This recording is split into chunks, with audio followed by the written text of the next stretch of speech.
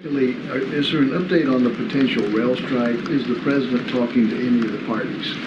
So just a couple of things on that that I want to say just at the top, because I think it's important. I know I spoke to this on the plane yesterday. As the president has said, from the beginning, a shutdown is unacceptable because of the harm it would inflict on jobs, families, farms, businesses, and communities just across the country. And a majority of unions have voted, as you all know, I know you guys are following this very closely, to ratify the tentative agreement that we saw back in September.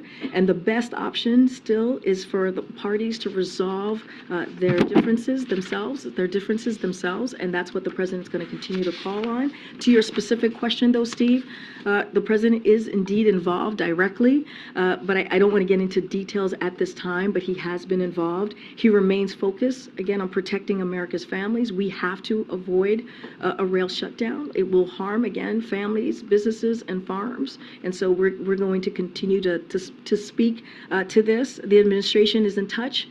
Again, to your question, with parties involved, as we have been since before the tentative.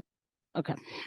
So what's up, y'all? So what is Karine Jean-Pierre exactly mumbling about right now? And the reason why I say mumbling is because she continues to say the same thing. We've been in touch with the parties involved. It is important we don't have a shutdown. So what is she talking about? Well, she's talking about this railroad workers union strike that is threatening, that is looming, okay? And could possibly happen on December the 5th.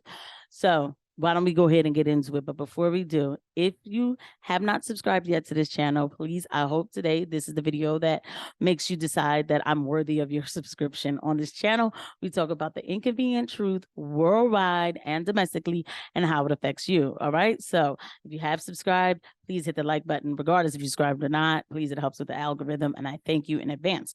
So let's go ahead and get into it. So what we're talking about here was, I had heard a little bit before the midterms that there was a potential strike for the railroad workers union, okay? And then I heard that Joe Biden came and he fixed the problem, and there was like this big celebration about it and everything. And they go on to ask her about this at the press conference, but of course she has no answers for it.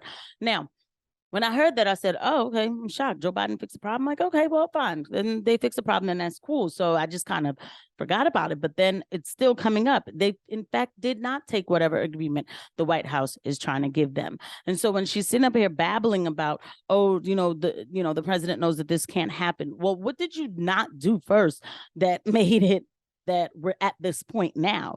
What did you do?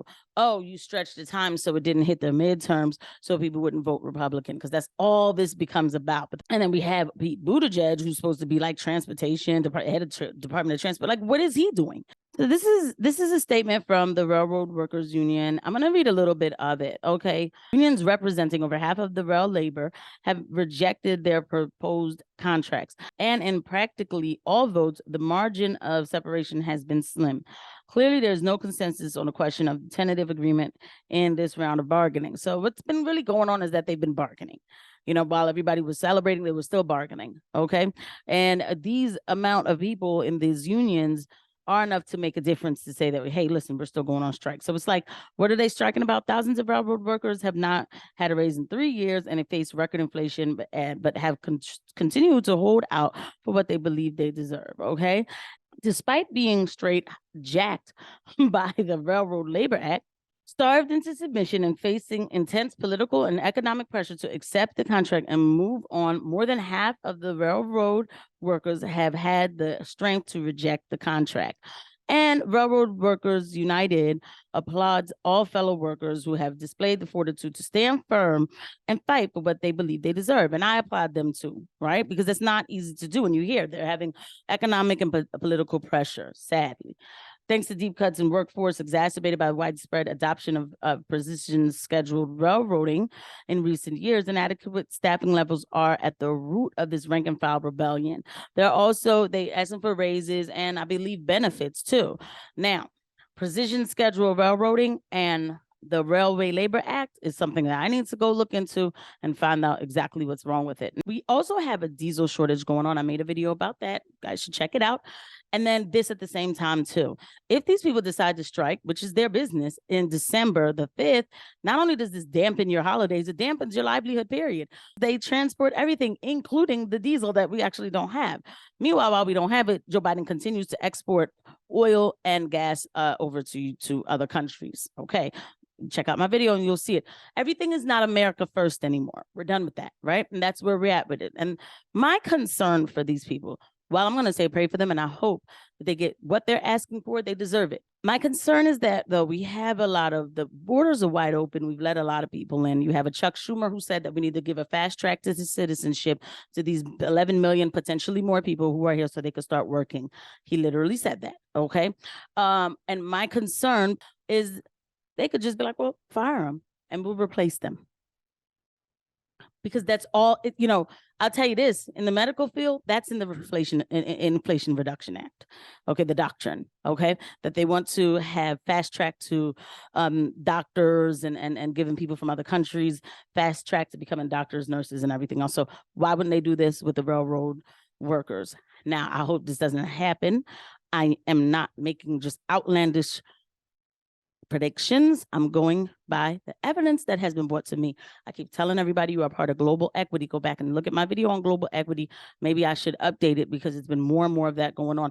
We're taking people from everywhere and we're sending our goods everywhere else. Literally what's happening. I stand with the railroad workers. Just wanted y'all to know that this strike is looming along with our diesel shortage. And so again, please, everybody, just kind of, get your extra paper towels. Just get some extra things that you need, water, stuff like that. Again, we're not going to be fully prepared. I'm not trying to bring doom and gloom, but I love to let y'all know what's going on so nobody's caught off guard. If you're watching, at least you're kind of prepared so you won't get hysterical. Okay, and if you like what you just watched, and if you like this channel, again, please hit subscribe. Please hit the like button and share these videos, guys. You guys, thank you for watching. I'll see you at the next one. Bye.